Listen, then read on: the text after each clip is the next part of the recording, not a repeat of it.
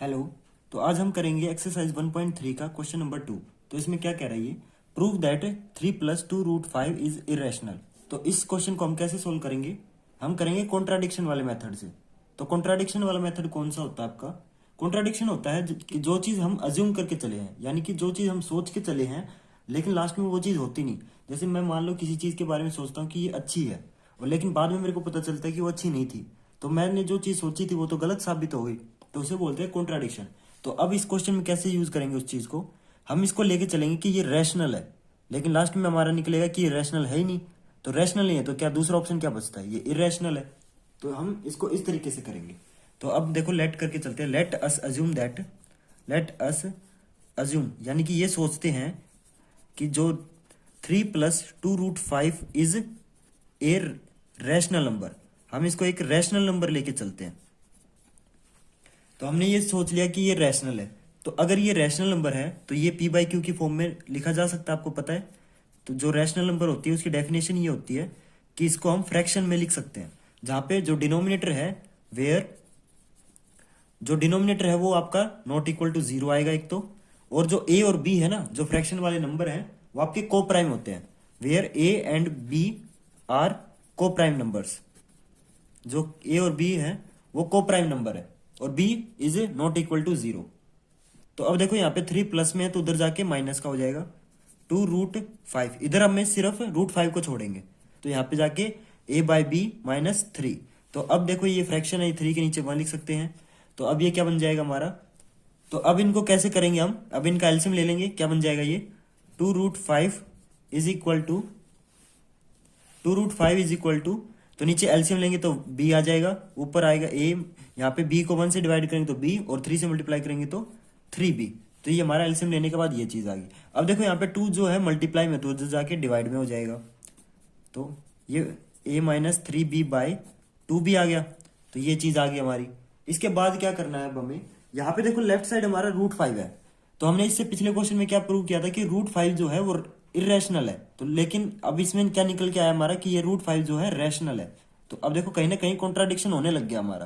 देखो अब हम जो लेट करके चले थे कि जो a और b है वो इंटीजर है, तो यहाँ पे इंटीजर में से एक इंटीजर माइनस होगा तो भी इंटीजर आएगा, और जो इंटीजर अगर इंटीजर से डिवाइड होगा तो भी इंटीजर आएगा। अगर आपको ये नहीं पता कि इंटीजर क्या होते हैं तो मैं बता देता हूँ कि इंटीजर वो होते हैं जो आपके नेगेटिव नंबर्स भी होते हैं और पॉजिटिव नंबर्स भी। तो सबको मिला देंगे तो क्या बन जाएंगे, आपके इंटीजर बन जाएंगे।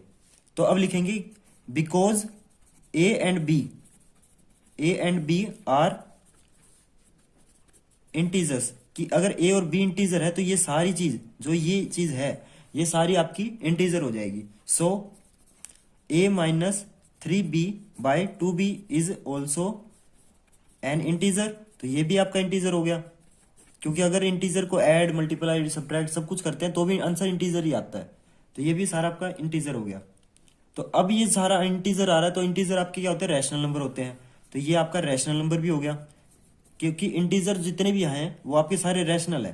तो ये आपका इज ए रैशनल नंबर, तो ये आपका रैशनल नंबर प्रूव हो गया।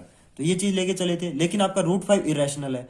लेफ्ट साइड आपका इरेशनल आ रहा है, राइट साइड आपका रैशनल आ रहा है। तो ये चीज तो पॉसिबल हो ही नहीं सकती, क्योंकि अगर इक्वल टू के लेफ्ट साइड रैशनल है या इरेशनल है कुछ भी है तो राइट साइड भी सेम रहेगा, लेकिन यहाँ पे तो चीज नहीं हो रही।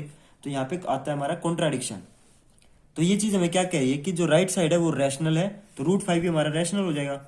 √5 is also a rational number, तो ये रैशनल नंबर है, लेकिन बट √5 इज एन इरेशनल। तो देखो हमारा यहाँ पे कॉन्ट्राडिक्शन हो रहा है कि क्वेश्चन कह रहा है कि √5 रैशनल है, लेकिन रियलिटी में हमें पता है कि √5 इरेशनल नंबर है। तो यहाँ पे कॉन्ट्राडिक्शन हो रहा है कि जो चीज हम सोच के चले थे वो गलत साबित हो गई। This shows that our assumption, यानी कि जो चीज हम सोच के चले थे इज रोंग या इनकरेक्ट, जो चीज हम सोच के चले थे वो गलत साबित हो गई। जिसकी वजह से क्या होता है, तो हम ये सोच के चले थे कि 3 + 2√5 रैशनल है, लेकिन रियलिटी में क्या निकला, वो जो चीज हम सोच के चले थे वो गलत साबित होगी। सो 3 + 2√5 इज एन इरेशनल नंबर। तो आपको अगर बिल्कुल एग्जाम में जैसे मैंने किया है ऐसे करोगे ना तो आपके पूरे 3 मार्क्स मिलेंगे इस क्वेश्चन में। ज्यादा कुछ मुश्किल नहीं है इस क्वेश्चन में, बस अगर आप 2-3 बार प्रैक्टिस करोगे तो आपका ये क्वेश्चन अच्छे से हो जाएगा। क्योंकि आपने सुना होगा कि मैथ प्रैक्टिस करने से ही आता है।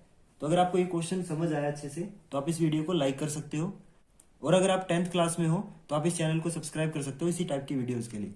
और अगर आपका कोई क्वेश्चन या डाउट या क्वेरी रह गया है तो आप कमेंट सेक्शन में लिख सकते हो, और आपकी क्वेरी जरूर सॉल्व की जाएगी। Thank you.